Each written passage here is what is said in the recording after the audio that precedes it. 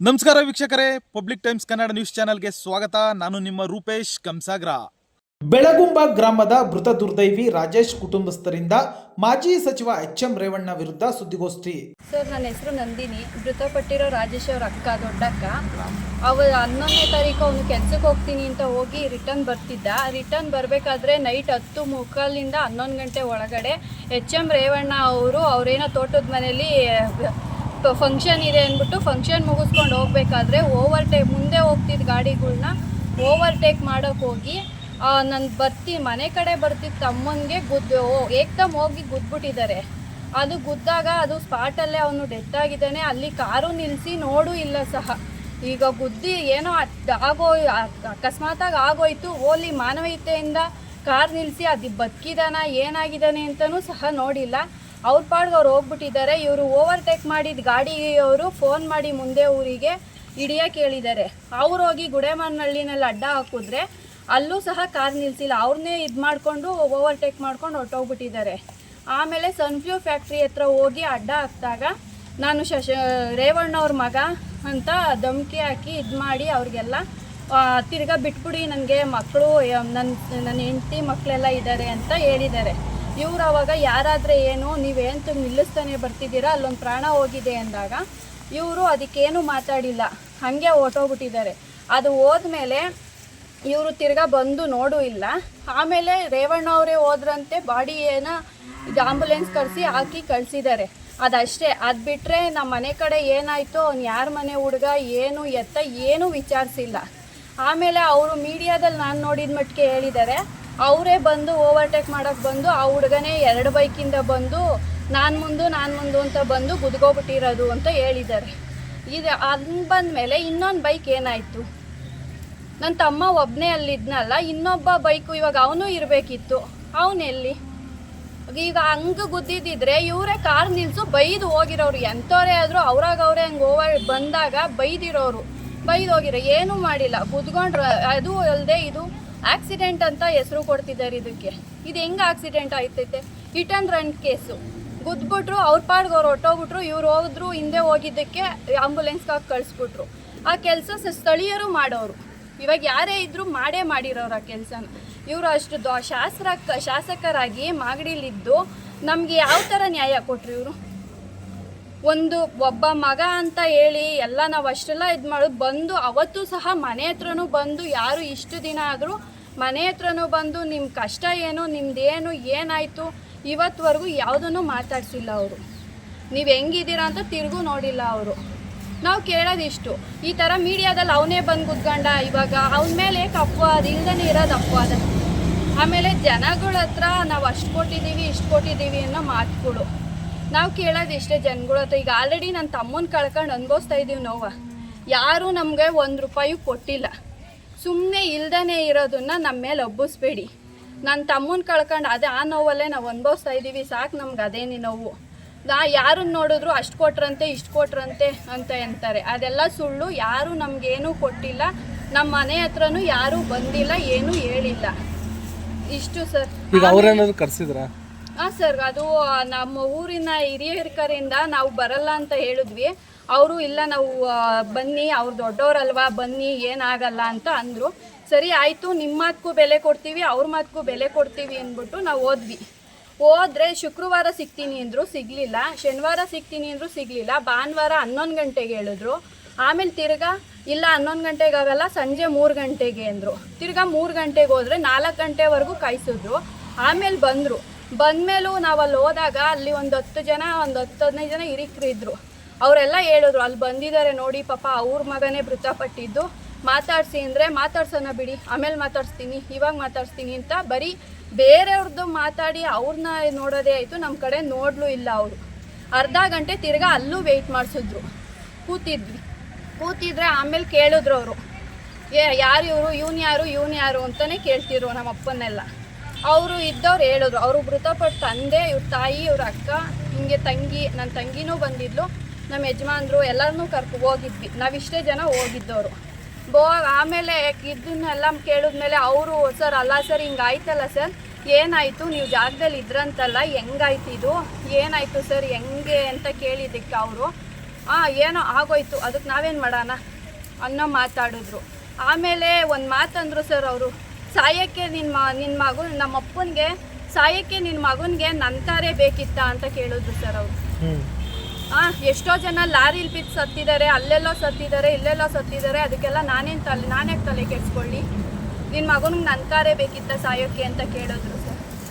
ಆಮೇಲೆ ಸರಿ ಅದಕ್ಕೂ ನಾವು ಸುಮ್ಮನಾದ್ವಿ. ಸರಿ ಆಯಿತು ಸರ್, ನಿಮ್ಮ ಮಗ ಆಯಿತು ಹಿಂಗೆ ಮಾಡಿಬಿಟ್ಟ, ನಿಂತ್ಕೊಂಡು ನೋಡಿದಿದ್ರೆ ಜೀವ ಉಳ್ದಿರೋದೋ ಬಿಟ್ಟಿರೋದೋ ನೋಡಿದಿದ್ರೆ ಅದು ಅಕಸ್ಮಾತ್ ಬದುಕಿರೋನು ಹೇಳೋಕ್ಕಾಗ್ತಿರ್ಲಿಲ್ವಲ್ಲ ಅಂದರೆ ಅವ್ನು ಮಾಡಬೇಕಿತ್ತು, ಮಾಡಲಿಲ್ಲ, ಏನು ಮಾಡೋಣ ಅದಕ್ಕೆ.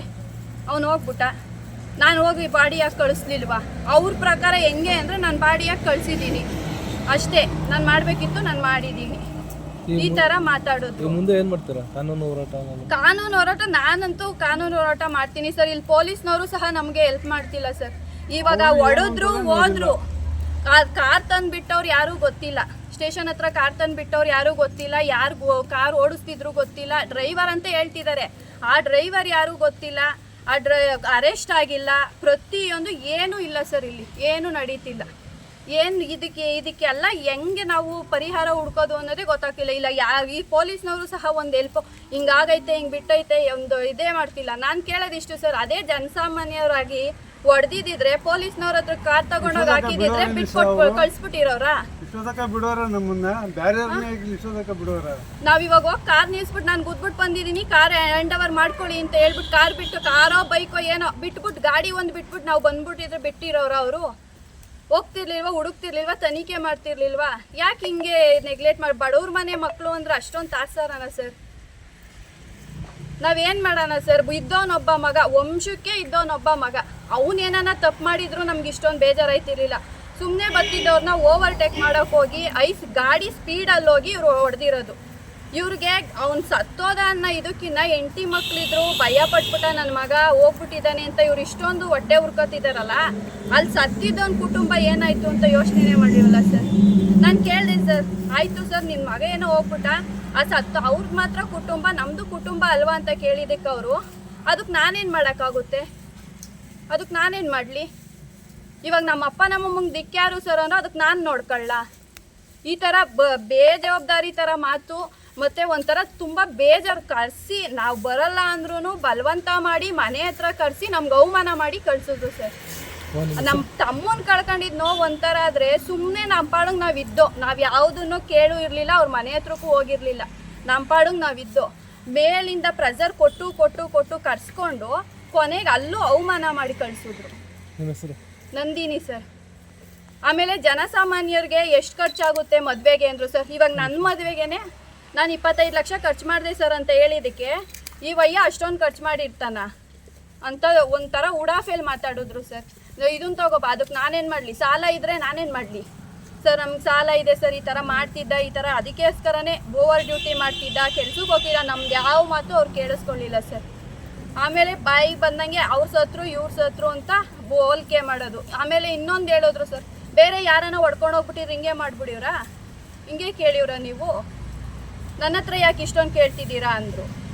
ಆಮೇಲೆ ತಿರ್ಗಾ ಅದಾದಮೇಲೆ ನಾನು ಮೀಡಿಯಾದಲ್ಲಿ ಹೇಳಿದ್ದೇ ತಪ್ಪಾಯಿತು, ನಾನು ಪರಿಹಾರ ಕೊಡ್ತೀನಿ ಅಂತ ಹೇಳಿದ್ದೇ ತಪ್ಪಾಯಿತು, ನಾನು ಏನೋ ಹೇಳ್ಬಿಟ್ಟಿದ್ದೀನಿ ಅಂತ ಕೊಡ್ತಿರೋದು ಅಷ್ಟೇ.